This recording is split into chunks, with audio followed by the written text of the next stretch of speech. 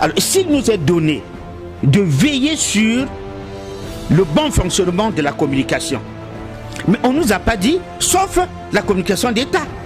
Si vous voulez bien que l'on donne ce côté au ministère ou au gouvernement, on aurait pu dire, le Conseil supérieur de la liberté de communication veille sur la communication du secteur privé.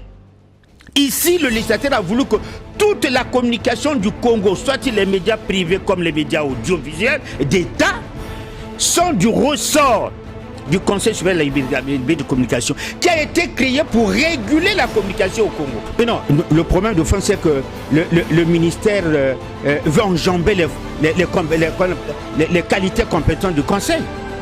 Il n'appartient pas au gouvernement de faire obstruction sur les missions du Conseil. Depuis quand la diffamation, l'acte posé par ce qui lui coûte une sanction pour avoir animé une émission, relève du ministre, mais relève de la direction générale de l'information qui pense que son journaliste a mal fait. À la rigueur, relève du directeur général qui est le patron de la maison. Mais le ministre, c'est l'administration de tutelle.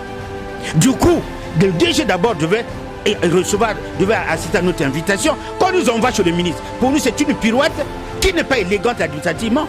Nous remettons la télévision fait son travail. Tout boulot, le ministère de la Communication libre de dire, nous avons reçu là un rapport d'une institution d'État. Donc nous devons respecter les institutions, mais surtout reprendre le service. Mais puisque les gens dans ce pays peuvent chier sur la loi, excusez-moi l'expression, mais ça vaut la peine, peuvent pisser sur la loi, et bien on pisse sur la loi. Quand un pays ne respecte pas les institutions, c'est un État voyou. Et quand tu n'es pas dit le conseil, ça veut dire quoi? Il faut appliquer ça.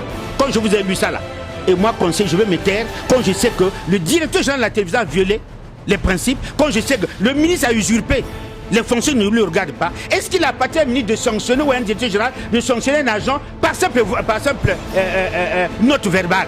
Par simple dire, bon, monsieur reste à la maison. Est-ce que je dois accepter ça?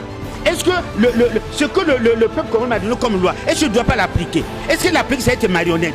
Je vous ai lu ça pourquoi? Parce qu'on travaille avec des textes. Du coup, c'est une association de fortune créée par quelqu'un pour l'intention. Et cette association s'adresse à Asie Doumine de Marseille. Vous connaissez mon tempérament, je vais laisser passer ça. J'ai répondu, moi c'est le coup pour coup. Tu tapes le matin, je tape l'après-midi. J'ai répondu. Si le pays va mal, parce que ceux qui assument les fonctions ne sont pas sérieux. Et c'est tout.